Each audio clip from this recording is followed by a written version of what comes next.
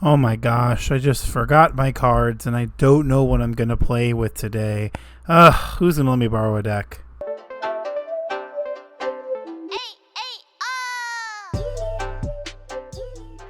What is up, my Lorcana Goons? And yes, this is not a Monday Market Watch video that you guys are used to.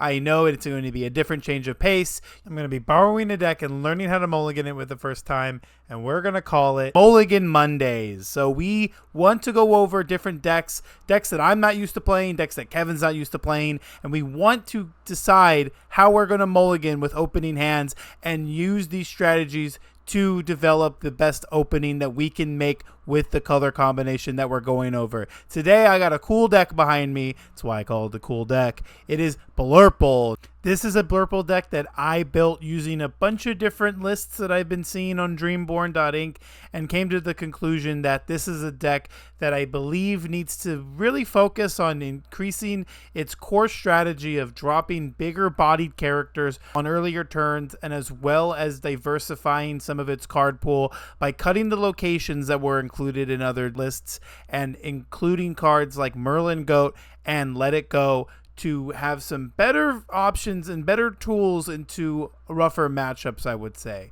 So I'm going to begin by going over the deck list first. Here we have two Diablos. I felt like it was important to play more than just the Popsicles as the one drop. I didn't like just only playing Popsicle and Bell. I needed more, but I couldn't fit 4 Diablo, unfortunately, and I settled on 2. Of course, you have to play your 4 Tipo alongside the 4 Sails. I believe that is the only thing you want to be doing on turn 2 is playing one of those cards and accelerating your game plan to be able to play your 4 cost characters a turn early. We have 4 Madam M Fox and 4 Merlin Crabs. I am looking to have as much utility in this deck as possible. There are some really bad matchups like Steel Song where Fox and Crab can punish some players if they're not consciously playing around those cards, and I want to increase my chances of having access to these cards against those matchups. Also, with the fact that we are playing Merlin Goat, Fox becomes a little bit more of a win condition in the later games when you have a higher lore count. Of course, you're playing the 4 Bells. That is very important with the Popsicle strategies, as well as being able to play it on turn 1 and sing Friends on turn 2 to find your acceleration. On top of that, you have the cards Iago, the Giant Spectral Parrot. This is an evasive character with 4 strength and 6 willpower that I think that the illusion characters are very underrated. There's not too many cards being played right now that check the illusion characters, like actions that choose characters and have 0 drawback. But without this card, I don't think that this deck can actually have a chance into the current meta that we're in. There's a lot of evasive strategies that you need to be able to have answers to, and Iago's just that perfect card. And remember, we're looking to play 4-cost characters on turn 3, and that is a very good 4-cost character to play. The other one that we have to play is Merlin Goat. Merlin Goat's just a card that you want to be playing against like Steel Song and against other decks, because if they're going to waste removal to remove all your characters anyway, you might as well get some additional lore from it. And again, there are some alternative win conditions you can put yourself in by questing to a higher account of lore and having Goat bounce as a win con. We only are playing 3 copies of the Shift Accomplished Mystic Bell. This isn't a card that I heavily favored in 4 in my deck, and when I was trying it out, it became a little too clunky, and it wasn't always good. We have, of course, the 4 copies of the Elsa the Fifth Spirit. This is just one of your power play cards. This is one of your best evasive answers to Diablo or Pegasus, for example, the Flying Steed. This is just one of the most solid cards. Gaston is a powerhouse. I am a huge fan of Gaston. He is a 6-cost uninkable, 4 strength, 4 willpower character with 3 lore. You're looking at the top 3 cards of your deck when it enters play, and you're choosing one of them to go to your hand, and the rest will go to the bottom of your deck. Now, again, this is just a card that I really like into the meta that we're in. Ruby Amethyst has no efficient answers to this card. Sapphire decks only can consider Let It Go as a possible tool to remove this. Sapphire Coil and an 8-drop Sisu is an answer. However, we are just going to be putting a lot of pressure against the red-blue strategies, and this card does put pressure, because if they don't have an answer to him, he does quest for 3, which helps close that gap. On top of the other big uninkables, we have to include the 4 Hades. This is a major tempo swing when you play this character. Being able to accelerate and play him a couple turns early is definitely the play, and I'm a big fan of playing Hades right now in this meta. There's not too many cards that I think this deck can play as like a late game bomb, but he by far is the best one.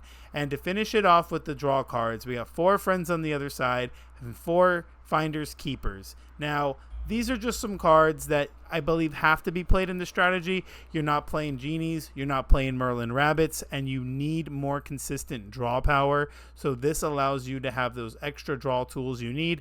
And against those bad matchups like Steel Song, they're not the cards you want to lean on, but they're nice as like a comeback maneuver. The removal songs we have are Let It Go, only 2 copies. You do have some playability like Elsa and Hades to be able to interact with readied characters. On top of that, sometimes you might just need an additional removal card on top of the Hades being so expensive. So Hades and the Sung Let It Go to remove 2 characters in play, even though you're ramping your opponent, may not be enough because you're going to have a lot of tempo after resolving these cards. The last cards I want to go over are the Popsicles, of course. It's just a 1-cost item that lets you draw a card when it enters play, but it is the enabler for the 3-cost Bell that we have in our deck, and I believe that is definitely what you should be building your Blurple strategies behind, because Singing Friends on 2 is where you want to be. The last card, and one of my favorite cards in this deck, and I don't see a lot of lists playing it, but I have to shout out Ghosty from Southside Gaming for having this in his list during the NA Continental LCQs. Greatstone Dragon, a card I can talk about forever, but I'll save it. I definitely want to mention that this card is just a very strong enabler into accelerating your game plan a lot later. It allows you to just play like double Gaston or pressuring your opponent into like answering your cards. And every time you get to just use a Greatstone Dragon, you get to save a card you need to ink for your turn from hand. So this is just a very strong one of. Can't justify playing more than one, however. All right, enough talking about this deck. Let's get on to the Mulligan strategies. All right, guys, I have here with us Shane Downey, member of Team Lorcana Goons. Let us look into the Mulligan strategy. But before we begin this Mulligan strategy, introduce to the viewers who you are. My name is Shane Downey, or Shaner's Edict, as many people know me in the online space. I've played a lot of Sapphire, so I know a thing or two about Sail the Azurite Sea and Tipo. So looking forward to this.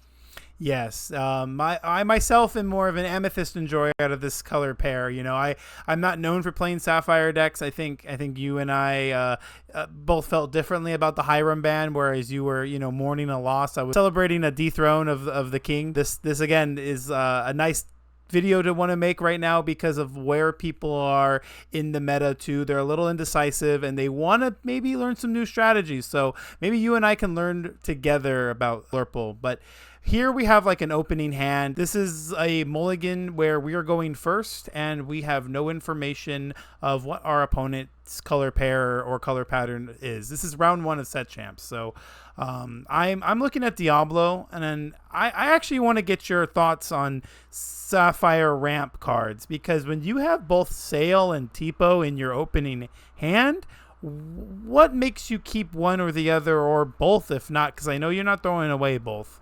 Yeah, absolutely. I'm going to keep both every time in this scenario, whether it's this deck or alternate Sapphire strategies, especially because Sail, in the grand scope of things, is the better card, and you don't want to be drawing Tipo later in the game. So ideally with this hand, I would certainly start by keeping those two, and then it's debatable beyond that, but you want to keep that 1 drop as well in this scenario. I love to hear that, because sometimes I actually don't know if I want to keep both Sail and Tipo. They honestly do the same thing, but it's important to know that when you are mulliganing, that the cards that you have in your hand, if they get shuffled back and you don't find them, you'll draw them later in the game. So if you want cards to be used as mana or ink per se, you might want to hold on to them early so you can ensure they go into the ink well. So yeah, I like that. Another card I'm going to want to keep is probably the Finders Keepers. If if I'm being honest, when I've played a lot with this deck, like on testing or just in locals, I found myself like trying to, I'm starving for a card draw, and I don't want to put myself in a situation where I don't have that card draw. We have the 2-drop ramp, we have the 1-drop Diablo, we even have a turn 3 play with Merlin Goat. So I think it's pretty safe to say that we can keep all 5 of these cards and safely put back 2 of them. Do you have any thoughts on that, Shane? Yeah, I think it's certainly in the realm of possibility that you want to keep a Finder's Keepers. I would never keep 2. So we're on the same page there. The only alternate consideration is maybe just keeping the crab as strictly ink. And I want to point out something with both having Tipo and Sail. If we were on the draw in this scenario, I wouldn't want my first ink to actually be one of those cards, because if we're on the draw, there's scenarios where Tipo is going to be better than Sail. If they start with something like a Diablo or a Churnabox Followers, for example, and losing the 1 card off a Tipo is more reasonable when you're on the draw. But in this scenario, I'm always going to be inking Tipo on turn 1, so we have that locked up. But we have to alleviate some risk as far as possibly drawing uninkables. So I think I would only actually send back 1 card here, and that would be one of the copies of Finder's Keepers. And with the idea that that crab might be my second ink, it just depends on what we draw. I honestly think that's a very good point that you made right there. And even thinking about it now, Merlin Crab is a card that can be used alongside cards like Diablo Obedient Raven to help you challenge and trade into stronger characters. I know I don't like to turn my Mr. Smee sideways when there's a Diablo in board, because I'm really, really worried of a crab coming down and allowing that Diablo to trade right into my Smee evenly. So yeah, I actually think that's actually a good decision. We're going to go ahead and adjust that and only just draw 1 card. So let's see what we get off our 1 card. Bell. Yeah, I'm not sad about hitting Bell at all, because once again, that's a great turn 1 play if you have the package around it, being Popsicle, of course, and then potentially your friends on the other side. But we have our first 2 ink plays, right? We're going to ink Tipo, lead with that Diablo. And honestly, if you knew the matchup, there's scenarios where maybe you skip playing the Diablo. I think this is a great hand, all things considered. 100%. Yeah. So this was, again, a mulligan that we made when we were on the play without any information about our opponent's playing. Let's see what a mulligan would look like if we're on the draw. And, well, let's just say we know our opponent is playing Ruby Amethyst. All right, Shane, this is a new hand, and again, we are on the draw against Ruby Amethyst. We know that's what our opponents are playing. We took game 1, however. Game 2, we have a little bit of an interesting mulligan, I would say. Not because it's bad, it's because we have a lot of different options and a lot of different paths we can take. So, Shane, again, we have Sail, we have Tipo, and we have Popsicle, and we have Diablo. We have perfect early game cards, but I want to ask you again, now that we're on the draw with both Sail and Tipo, we know the matchup, what are we looking to do with this hand mulligan-wise? Once again, I'm going to keep both Sail and Tipo, and we have a 4-drop locked up in Iago, so I'm going to keep those 3, certainly. Because we're specifically on the draw, I'm not sure Diablo's at its best. And then considering something like Popsicle, that's really only going to be good for us if we draw specifically Bell, and in that case, it's likely to be quite good.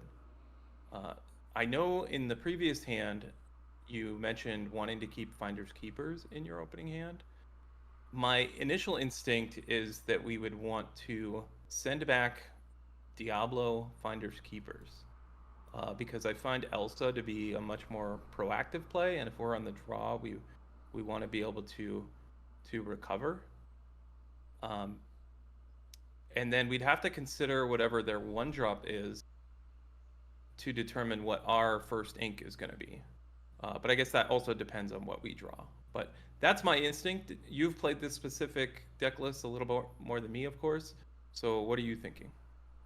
Overall, I think what it's going to come down to is what kind of Ruby Amethyst lists my opponents are on. I've seen some evasive strategies that really honed in on the Peter Pan Shadow Finder, and as well as the Iago and the Maui Shark to essentially gain more lore while playing actions. So it's a deck that you have to respond to or be reactive to. So I like the thought of keeping Elsa. However, in my testing against the evasive strategies, that's not a card that can help take care of that matchup. What you would rather actually have is the Iago. Higher strength on Iago is very important to help trade efficiently into the Peter Pans, into the Moanas. It's not enough strength to trade into a Maui Shark, unfortunately, so you are going to have a difficult time against those specific versions. But if you're playing more of a bounce control list that is playing like Sisu's and Lady Tremaines and other removal characters, then I could see wanting to keep Elsa. It's another way of like checking early game characters like the Magic Brooms, the Chernabogs. They may even be on like Flynn Rider, for example. Clean answer to that card. However, I'm not too sure if I want to throw away the Diablo per se, because even though we have the Popsicle as the one drop, this is something that I still kind of feel that is really important. That's just keeping a lot of bodies and maintaining tempo. If my opponent is even playing like turn 1 Chernabog's Followers or turn 1 Diablo, I'd like to be able to have something to play in response to that. And without having the Bell, I'm more indifferent on keeping the Popsicle just so I can have a chance of playing Bell if I find her. I would probably keep the Popsicle if I had a Friends on the other side, for example, and just high roll into the Bell. I think that's just what you want to be doing. You want to try and high roll if you have a 2 of the 3 combination per se, but without it, I'm open to throwing away Popsicle and keeping the Diablo. But if it doesn't necessarily make sense, if you're heavily sold on maintaining the item to find that Bell to challenge the turn 1 board, then I can totally understand that too. So I'm just gonna go ahead and ask you, Shane, and I'll let you decide our mulligan. Are we putting away Diablo or are we putting away Popsicle? I hear what you're saying. If we had something like a crab in our hand, I think the Diablo would be better suited on the draw. But I just don't see it positively impacting the board early on. And then my theory with the Elsa is particularly when combined with the Iago. Elsa might not necessarily be challenging herself the turn she comes into play, but what I imagine happening in the Ruby Amethyst matchup is they play a couple early cards, you have your turn 3 Iago off a ramp, and then the board kind of freezes. So the Elsa would potentially allow you to get immediate value from that Iago. So once again, my instinct, I think, is to stay on course with what I said previously. But what you said does have merit. The Popsicle doesn't provide a lot of value if you don't find the Bell, and only sending 2 cards back, the odds are fairly low. You could also consider, depending on what we draw, to just use Popsicle as an inkable. I think that's something that people perhaps don't consider an option very often. In this particular deck list that doesn't have something like a 6-drop Tamatoa to recover a Popsicle, it's really only there to combine with Bell in the early turns. And if you don't have one, you can consider inking it. All right, those are valid points, but you just got me thinking differently with that Elsa line, and actually having Popsicle to heal your Iago to force Ruby Amethyst to trade more inefficiently might end up being more beneficial to us. So I like that a lot. Let's send back these 2 cards and draw 2 new ones. Oh. Okay, that didn't work out as planned, but that's okay. I think, like I was describing before, I think we almost certainly would ink the Popsicle in this scenario. If they play a 1-drop that, now that we drew 2 uninkables, I think we're almost certainly playing Tipo on turn 2 instead of the Sail.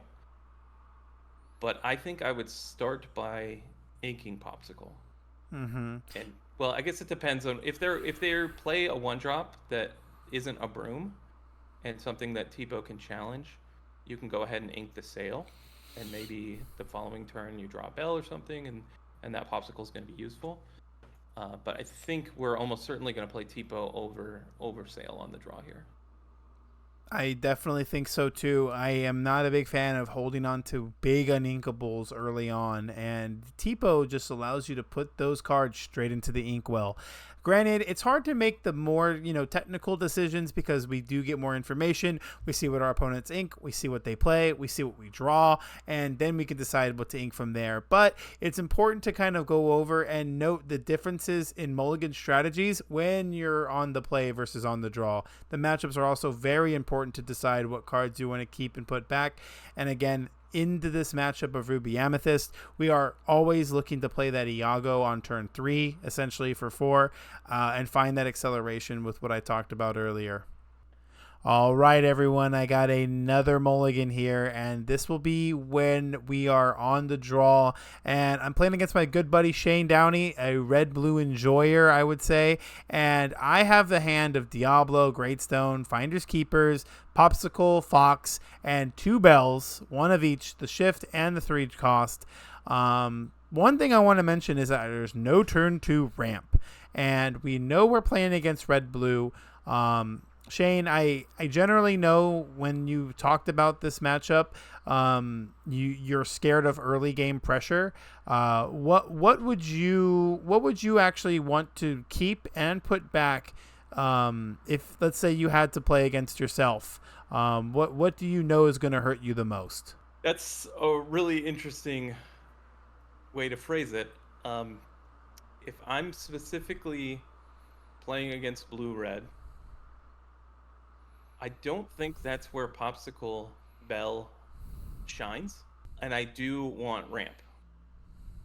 I do want a 1-drop, however. I think Diablo is one of the best things you can play on turn 1, out in this deck, at least. So I'm certainly keeping that Diablo. I think I would have in consideration sending all 6 of the other cards back. I have a feeling you're going to have a different opinion, so go ahead. Well, I'm not too far off your opinion. I will say that you want that turn 2 ramp so bad. You Yes. need to be able to fetch for it. However, I think the only argument I have into what other card I would keep is Popsicle. Now, you're right. Bell Popsicle is not what you want.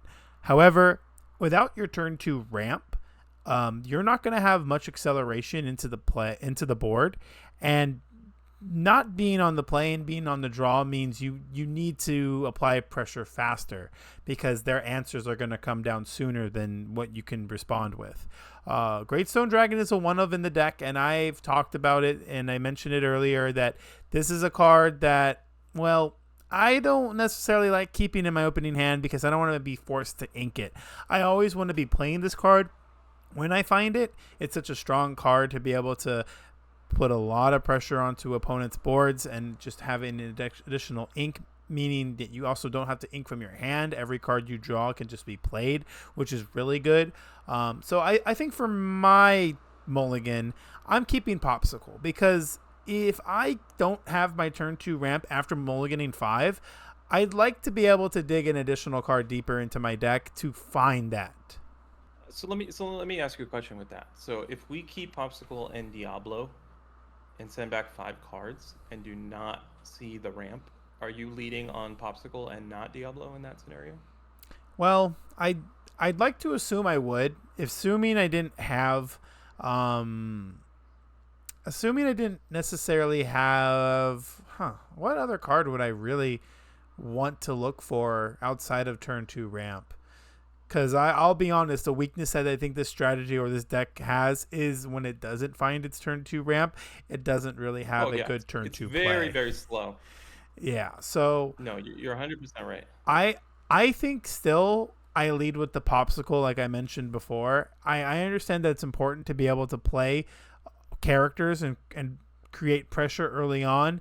But finding that card immediately means I can ramp up earlier. If I find Sail, I'm going to be able to play that Diablo on turn 2 alongside of having the Popsicle in play. And it's something that I think I'm willing to risk the reward for. The only downside is if my Sapphire opponent also misses ramp, then I've missed the ability to just gain some lore and be at the same pace as my opponent. and I'm not trying to be contradictory to your thought process here, but consider this. If we send back the popsicle and include that in the rest of our cards that we're sending away, we automatically see the extra card that popsicle would draw. So we actually see the same number of cards, except for we have a Diablo in play. Or alternatively, if you keep Diablo and popsicle and send back 5, and you happen to draw a second popsicle, then you're also down a card, even if you lead with a popsicle. So in both scenarios, we actually see the same number of cards, but there's more upside to sending 6 back and playing Diablo, because you actually see the extra card that popsicle would have drawn by sending it back in the first place. Does that make sense? I know what you're saying and believe it makes sense. It's not something that it's clicking in my head right now, but I believe it makes sense. It's not super intuitive. It's not super intuitive. And trust me, I've been there with things like popsicle and develop your brain. There's been a lot of conversation amongst high skilled players on what's correct. But we can go ahead and do the 5 that you suggested, and let's see where it ends up. I almost want to do the 6, just so if it has that 2-drop ramp, I can say you're right. I just don't want to be wrong here. So we'll run it. We'll go with what I suggested. We'll keep this popsicle. If we don't find this turn 2 ramp, then potentially I was wrong and I could be punished for this decision. So let's see what these 5 new cards are. Oh boy, I was wrong. I was so wrong, and I'm in a worse spot than I was ever in before. So just like you mentioned, Shane, I have another popsicle. So I've essentially put myself in more of a deeper hole, even though I have turn 1 popsicle into turn 1 Diablo into turn 2 double popsicle. That's not getting me anywhere, and that's not going to put a lot of pressure into my Ruby Sapphire opponent, who is going to be playing like Grammatala on turn 3, maybe even potentially playing Half Shark on turn 4. And that's just not where you want to be. I do have the Let It Go to answer that Half Shark, but it's still a bad spot. So I think what Shane said is actually correct. It's going to take a few different mulliganing decisions and lots of different technical play in order to find the right choice, and this is one of the ways you can get punished for making this decision. So I think 100% you should be looking to find the additional card. You also ensure you don't draw the cards you're putting back, because they go on the bottom of the deck before you shuffle, so you're getting a whole new 6 to look at than the ones you're putting back. And overall, this is just something that I think really boils down to certain micro decisions that create the difference in winning and losing games. And this hand's interesting. Whether we would lead on Diablo or popsicle, because even if we found turn 2 ramp, we don't actually have a 4-drop either. So that would be my argument to, whether we were considering it before or not, to lead with the Diablo, just to try and get a couple chip damage lore. And also, if we lead with Diablo and they have the option of Sail or Tipo, they're going to lean towards the Tipo potentially instead of the Sail, just because they want to be able to challenge that Diablo. And I think you'd probably prefer them to play Tipo over Sail in most scenarios. So with this hand, I would probably ink one of those 5-drops, not the Let It Go, probably the Elsa. Lead with Diablo, and then if we miss ramp, we just play 2 popsicles, and then we'll almost certainly have something proactive to do on turn 3. We'll have to see. Again, this is a going second mulligan. For what we're using, we're not going to get the perfect information of seeing what they ink and play and seeing what our next card is. So I'd like to then just bring up a mulligan where you're going second against Amber Steel. Our last and final mulligan of the Blurple deck, we have an opening hand of Friends on the other side, Merlin Goat, Bell, and Shift Bell with another Bell. That's 3 bells, and Sail and Fox. So I talked about this before. I talked about how important it is to play a 4 cost on turn 3, and we have our 2-drop ramp. But we know our matchups against Amber Steel. Now, this is a matchup that's not necessarily the most favored. However, this is a Blurple deck. When I was taking into consideration building, what I would be scared of my opponents doing if I was playing Amber Steel. So some things that I was scared of was Bell on turn 1, and then the looming threat of Fox, or the looming threat of just having to worry about a body in board, because they can shift Bell and they can do some pretty interesting stuff. Don't ever disrespect a Bell in play and exert your Daisy Duck, because they can challenge, put that 3 damage on, and then move the last damage that you put on her Bell back onto your Daisy to remove it with the shift Bell. So that's a line that I like to keep in the back of my pocket when I'm playing against Amber Steel. So my first instinct is just to keep Goat, keep Sail, keep Fox, and send back the rest. And I don't have a 1-drop to play. However, I'm very certain that Fox can be used as ink. If I find the 1-drop, then they're always going to be scared of the Fox. And I don't play any 1-drops that wouldn't gain value when they wouldn't be banished. So Diablo does necessarily get you an extra card if they were to play Cindy on turn 1 and Storm Rage it down. I don't necessarily want to keep Bell and Friends in this matchup against Steel Song. Exactly. Whole New World's a card that you have to kind of respect. So a lot of the times I just want to find characters in play and keep creating board presence at the same time of just only 1 or 2 cards left in my hand, and if I ever have to, I will just hard cast the Finders Keepers or sing the Friends to draw cards, but you're looking to keep your hand as little close to empty as possible against them to make their Whole New Worlds as bad as possible. But Shane, what are your thoughts into this hand against Amber Steel going second? My instinct, as always, is to first thing you're looking for is ramp. We found that, of course, with Sail the Azure at Sea, so that's 100% being kept. I personally don't have a lot of experience playing with the Bell Popsicle Friends combo. I think there's certainly a case to be made that you keep a Bell and the Friends in case you do hit the Popsicle. But I think looking at this hand, you do want to keep the 4-drop as well. Especially with that Sail involved. So I would lean towards Sail, Bell, and Goat. And then you can consider things like, do I want to ensure Inkables? We saw in that last hand, we sent back some Inkables and got 2 uninkables. That would be potentially very costly against Amber Steel. That makes me lean towards also keeping the Friends, and just with the consideration, if I have trouble with Inkables, I might just lead with inking either the Bell or the Friends if we don't draw the Popsicle. And if we do hit the Popsicle, excellent, we're in great shape. I know you had the Fox there as well. I'm just considering our curve and how those first couple turns are going to play out.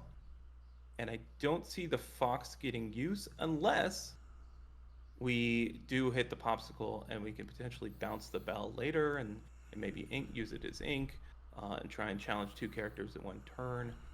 But like I said, I'd lean a little bit more on with this particular deck list. So what do you think your final decision is here?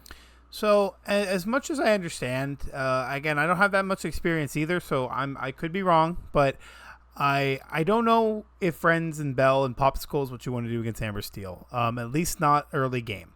I'm open to just keeping the Fox alongside a Sail and Goat, like you and I both agree, due to the fact that if I'm finding my Tipo or if I'm finding a Diablo 1-drop, I have something to bounce back and replay with Fox.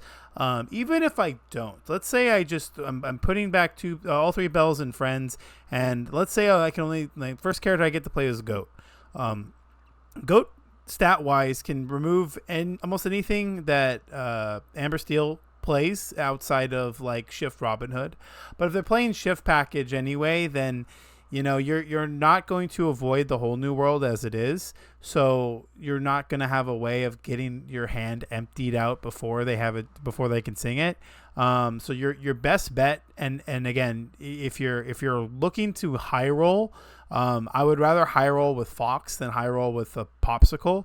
Even though Bell can prevent them from questing. They don't have to quest. And I don't want to be put in a situation where I'm turning my bell, or I have to challenge with my bell, and I give them a play to damage a character for 3 and heal it for 3 off Rapunzel. I really don't want to have to be in that situation, and I don't know if bell is like where you want to be sometimes. And I played a lot of Amber Steel, so I know what I need to do against Blurple, and that's just be as low to the ground as possible, sing my wheel, and get rid of as much cards as I can out of theirs while discarding 0 and drawing a whole 7 new cards, and just pressuring them by constantly flooding the board, because Blurple has no board wipe. They're going to have very little opportunity to fight for the board.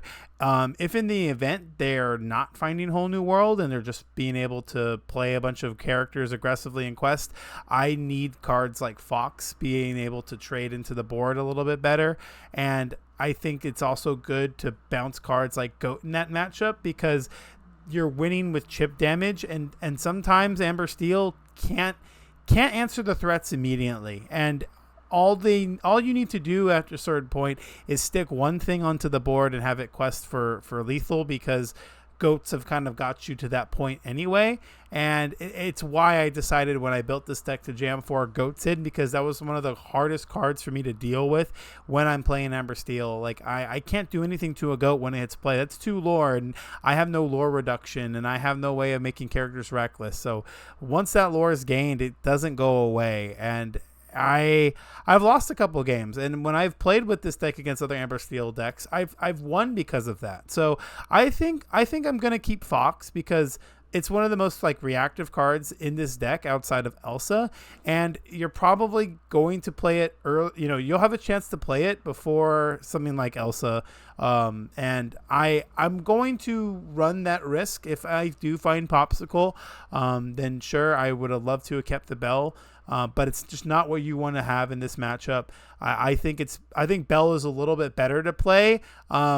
More mid to late game, when you have floating popsicles and you just start drawing a bunch of cards, and then you flood the board with a bunch of bells.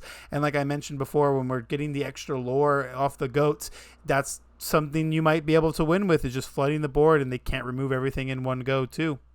Yeah, that definitely makes some sense. I do know from the Blurple perspective that this is the worst matchup by a lot. So my thinking there is maybe we want to set ourselves up to potentially high roll with the Bell and the friends. I know drawing extra cards might not be the best into wheel decks, but I just know Bell is protected against something like a turn 1 Cinderella. But nonetheless, let's go with your strategy. You definitely have more experience playing Amber Steel, so let's see what we come up with here. All right, I'm gonna put back the 3 bells and the friends, and let's see what I get. The zoo. That's a lot of foxes. I got the zoo in here. So I did keep Bell, and instead of Fox, all I would have done is just diversify my hand just more with like additional cards to ink and find additional cards later. One thing I am a little bit happy to find is the Merlin Crab. Merlin Crab is very good too into this matchup, because it allows you to trade a little bit more effectively into their 3 strength characters, and give that Elsa that we just found the additional 3 challenger to remove something like a Lawrence or a Rapunzel gifted with healing. So this isn't the worst. Again, we found our ramp, and we found a 4 cost to play on turn 3. So that's usually where I want to be in that matchup anyway. If I'm on the draw, I'm going to have to accept any sort of like early start they have, if it's me, or if it's Daisy into Smee, or if it's Cindy into Vanessa. Either way, I have a hard hill to climb, and I think because of like how much of a tempo swing characters like Fox can be, I would rather keep that. It's not because I didn't think keeping the Bell wasn't the right line. It's like I think in order to win this matchup, that's what you need to high roll into, versus like friends or Popsicle Bell into singing friends. Yeah, fair enough for sure. I think, like I said, it's already a rough matchup, but we have the ideal start with the sail into the 4-drop, and then from there maybe the Elsa comes into play. So even though this hand looks a little shaky at first glance, it has its first, turns 2 through 4 kind of locked up in what you're gonna do. So it's a decent hand for sure. Yeah, and I do want to add too, if they're not playing shift cards, that they're not going to be able to sing till turn 4 anyway. So you're able to get down this Merlin goat, which could be something that you're going to use to trade into the board later. Again, it does have the 4 strength to answer the Daisy Duck very well. It's a little bit better into the matchup than Iago. Personally, I ink Iago into Steel Song because any one of their songs just gets rid of it for free, even if it's Storm Rage on. So that's something that Goat isn't removed by. And it does allow you to remove the Daisy Duck. You can't get punished by questing with it and then challenging to gain or to draw 3 cards off of Rapunzel. So it's probably the best card to play against Steel Song, and it's not the strongest card, but it's where you want to start into that matchup, because it's just about applying pressure every turn by playing threats, and eventually they are going to have to wheel in your favor, and that's usually how you snowball those victories with Blurple against Steel Song, is you put them in a position where their whole new worlds just aren't that good. Definitely. They know you don't have sweepers, right? But you have a lot of interaction here with things like Fox and Elsa in order to potentially break up some of those singers before things get out of control in the early game. And then if it ever goes to a late game and they don't have a super wide board, the Blurple deck should have the advantage. Alrighty, guys. So yeah, we went over 3 different Mulligan strategies when we had information against our matchups, and when we actually had no information at all when we were going first. And this is something that I got to learn a lot with. Shane, you were very eye-opening for some of the Sapphire strategies with Mulligan decisions and why you make certain decisions and what cards you value in other matchups per se. But how does like a Blurple deck, how is this Sapphire deck differentiate itself from like red blue per se? Because I think the decks are completely different decks 100%. I'd say the first couple turns might play out similarly. You're still looking for things like popsicles and ramps and 4-drops, right? In both versions or both decks. However, after that point, things look pretty different. Blue-red doesn't have something like a Finder's Keepers or a Friends on the other side. So that's how they're recovering some of that card draw. Whereas blue-red is using things like 6-drop Tamatoa. This deck is using 6-drop Gaston. The most significant difference is one has sweepers and the other doesn't, right? And that's why a matchup like Amber Steel, while a very good matchup traditionally for blue-red, is a poor matchup in this scenario. Now, you've made some changes to this deck compared to some other Blurple decks I've seen to where it might be slightly better, but it's still going to struggle overall, most likely. So without that direct removal, speaking of things like, of course, Brawl and Be Prepared and Big Sisu, here you're leaning on things like Hades and Letic, and you never really want to be using those cards on smaller, low-impact characters. Those characters have already probably put in their work by the time you're playing something like a Hades. So I think if you're used to the Mulligan strategies with something like Blue-Red, you can adapt fairly easily to something like this, because how I always view the Mulligan is I'm trying to map out my first, let's say, 3 turns of a game and lining it up to be as ideal as I would hope. Beyond that, the deck's going to play out differently. Yes, and do keep in mind that this is a Sapphire strategy without access to sweepers, alongside of without access to cards like a Pirate's Life. You're not able to reduce your opponent's lore, and you're not able to check that side of aggressive decks by coming back, essentially. So you need to be able to fight for the board a lot differently than like what Red-Blue would do, for example. And again, this is only a deck that can get better as time goes on. I know it has other game plans per se against other matchups, so if you guys want to drop in the comments what you would do as a Blurple player against green purple, or even green steel, which I think that, you know, you have a very favorable matchup into anyway, go ahead and drop those comments down below and let us know too what other color combos or other decks you want us to go over our Mulligan Monday segment. Again, guys, I appreciate all the comments and all the, you know, heartfelt tributes to our loss of the Monday Market Watch. We'd like to go forward and use this segment as a way to gain back your subscription and gain back your faith into the content we're going to make, because I'm telling you, we are delivering lots of Lorcana content, and we ourselves are competitive players, so we like to go over the competitive sides of the game. Thank you so much, Shane. I appreciate you joining me today for this video. Again, guys, I hope I've earned your subscription. Please drop a comment down below with what you want to see us go over for our next Monday segment. And until then, guys, stay tuned to Lorcana Goons. We'll see you goons next time.